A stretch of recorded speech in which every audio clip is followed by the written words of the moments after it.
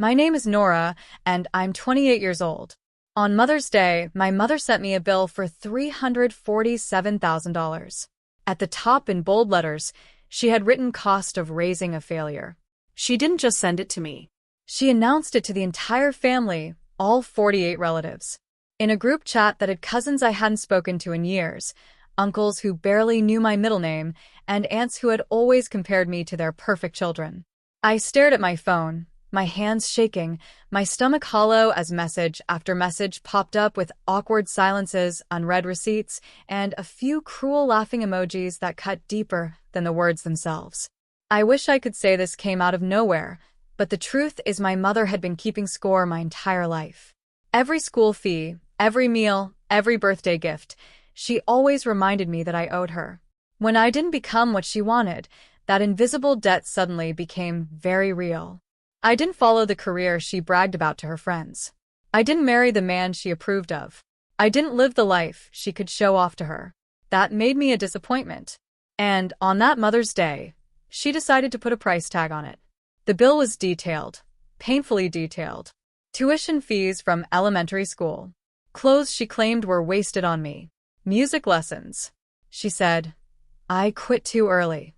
Even groceries broken down by year, as if she'd been saving receipts for nearly 3 decades just to prove a point.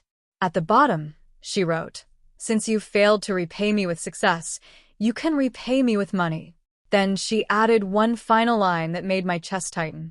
This is what you cost me. She followed it with a voice note. Her tone was calm, almost proud. She said she wanted the family to see the truth about me. She said she was tired of pretending I was anything other than a burden. She said this was her Mother's Day gift to herself. Finally being honest, I felt exposed, like she had stripped me naked in front of people whose opinions I never asked for, but now couldn't escape.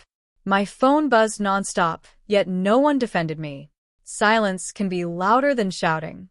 I locked myself in my apartment bathroom and slid down against the door. I thought about every time I tried to make her proud. Every late night studying, every job I took that I hated because she said it sounded respectable. Every relationship I ended because she disapproved. None of it mattered. In her eyes, I was still a failure, just an expensive one. Then she did something worse. She tagged everyone again and wrote, don't message her privately. If you have something to say, say it here. That's when I realized this wasn't about money. This was about humiliation, control, power. She wanted me small. She wanted me ashamed. She wanted the family to watch. I stared at the screen until my tears blurred the words. I could feel that familiar pressure in my chest. The one I'd felt as a kid whenever she compared me to someone else's daughter. The one that told me to apologize, to explain, to beg. My fingers hovered over the keyboard, ready to type a defense I'd rehearsed my whole life. But for the first time, something inside me went quiet. I didn't argue. I didn't explain. I didn't apologize. Instead, I replied with a photo. It was a simple image.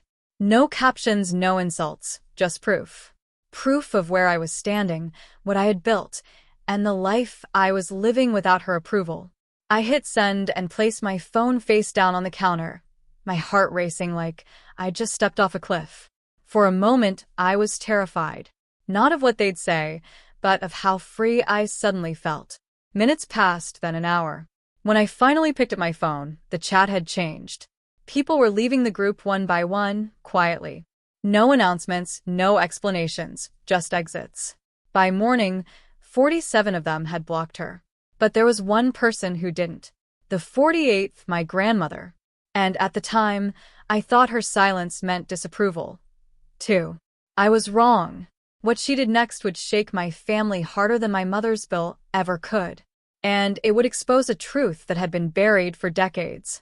By the next morning, the family group chat was a graveyard, where there had once been jokes, holiday photos, and passive-aggressive comments. There were now only system messages showing people had left. 47 relatives were gone. My mother was still there. So was my grandmother. And then, at exactly 8:12 a.m., my grandmother finally spoke. She didn't type a sentence. She sent a document. It was a scanned envelope yellowed with age followed by pages of handwritten notes, legal stamps, and signatures. At first, I didn't understand what I was looking at. Then my grandmother added one line of text beneath it. Since we're sending bills and telling the truth publicly, it's time I do the same. My heart started pounding. She followed with a voice note. Her voice was calm, steady, and terrifyingly clear. She said she had stayed silent for years because she believed protecting family meant enduring pain quietly. She said, "Watching my mother send me a $347,000 bill labeled cost of raising a failure and announcing it to all 48 relatives had shown her silence, had done more harm than good." Then she said something that made my hands go numb. She said, "Your mother has forgotten who paid the real cost." The documents were receipts, not estimates, not emotions, actual proof. My grandmother explained that when I was born, my parents were drowning in debt. My father had just lost his job. My mother had maxed out credit cards trying to keep up appearances. Rent, medical bills, utilities. None of it was being handled. So, my grandmother stepped in quietly, consistently for years. She paid my school tuition. She covered my health insurance. She bought my clothes. She even paid part of our rent. Every expense my mother had itemized in her cruel bill had already been paid by someone else, by the woman she now sat in a group chat with, pretending she had sacrificed everything alone. Then my grandmother did something no one expected. She posted her own bill. Line by line, she listed every payment she had made on my mother's behalf. Every loan that was never repaid. Every temporary help that became permanent. At the bottom, there was a total. It was higher than $347,000, much higher. And the label at the top read, "Cost of enabling a liar." The chat exploded. Relatives who had left started reappearing under different numbers.